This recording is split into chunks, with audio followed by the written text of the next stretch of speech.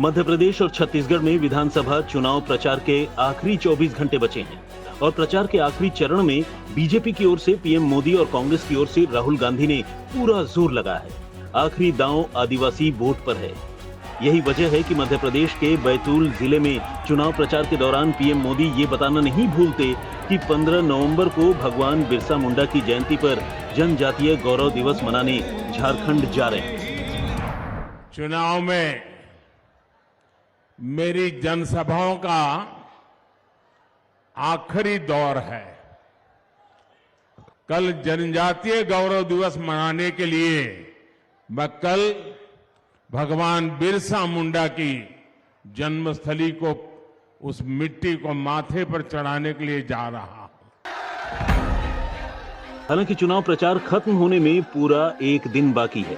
मुद्दों और मंचों की कमी नहीं, लेकिन पीएम मोदी झारखंड जा रहे हैं क्योंकि झारखंड उस आदिवासी वीर बिरसा मुंडा की पुण्य भूमि है जो जनजातीय गौरव के एक प्रतीक पुरुष बन चुके हैं।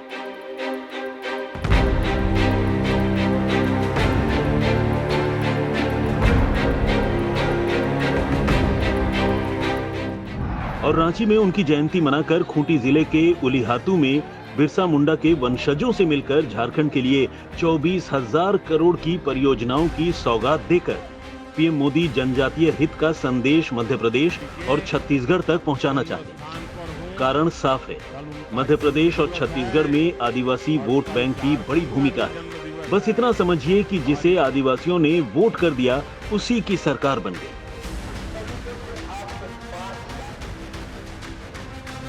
मिसाल के तौर पर 2008 में मध्य प्रदेश में बीजेपी ने 29 जनजातीय सीटें जीती, कांग्रेस को सिर्फ 17 सीटें मिली, सरकार बीजेपी की बनी। इस तरह 2013 में बीजेपी को 31 जनजातीय सीटें मिली, कांग्रेस को सिर्फ 15 मिली। फिर 2018 में हवा बदली, बीजेपी को सिर्फ 16 आदिवासी सीटें मिली, कांग्रेस ने 30 झटक ली और सरकार भी बनाई। आदिवासी वोट बैंक में इसी बड़े नुकसान को अपने कब्जे में करने के लिए बीजेपी आदिवासियों पर पूरा जोर लगा रही है। प्रचार के हर मंच से बीजेपी के नेता चुन चुनकर आदिवासी महापुरुषों की बातें कर रहे हैं। ये भाजपा सरकार ही है जो देश भर में आदिवासी सेनानियों के, आदिवासी संस्कृति के भव्य स्मारक बना रही है।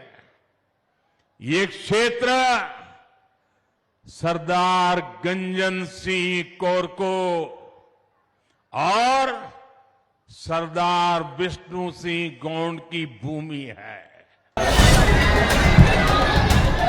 दूसरी तरफ कांग्रेस पार्टी के नेता हर मंच से आदिवासी वोटर्स के सामने कभी अंग्रेजी नहीं पढ़ने देने तो कभी जंगल का अधिकार छिन जाने का डर दिखाने से नहीं चूक रहे। और सारे के सारे बीजेपी के बेटे, बीजेपी के नेताओं के बेटे इंग्लिश मीडियम स्कूल में पढ़ते हैं।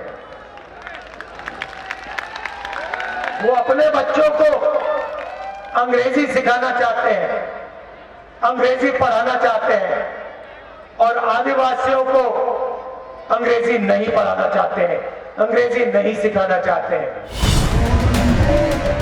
दरअसल पिछले चुनाव में मध्य प्रदेश और छत्तीसगढ़ दोनों ही जगह आदिवासियों पर कांग्रेस का दांव चलता रहा। छत्तीसगढ़ में तो सिर्फ 2008 में बीजेपी को 19 और कांग्रेस को 10 जनजातीय सीटें मिली थी। इसके बाद 2013 में बीजेपी को सिर्फ 11 और कांग्रेस को 18 जनजातीय सीटें मिल गई। 2018 में फिर बीजेपी को 3 और कांग्रेस को 25 जनजातीय सीटें मिली। और फिर चुनावी सियासत ही गवाह है कि जनजातीय सीटों के रुझान ने कैसे कांग्रेस को सत्ता की कुर्सी तक पहुंचाया। यही वजह है कि मध्य प्रदेश और छत्तीसगढ़ के चुनाव प्रचार के आखिरी चरण में बीजेपी ने भगवान बिरसा मुंडा और जनजातीय गौरव दिवस वाला वो आदिवासी दांव चला है जिसका फायदा गुजरात विधानसभा में उसे मिल चुका है।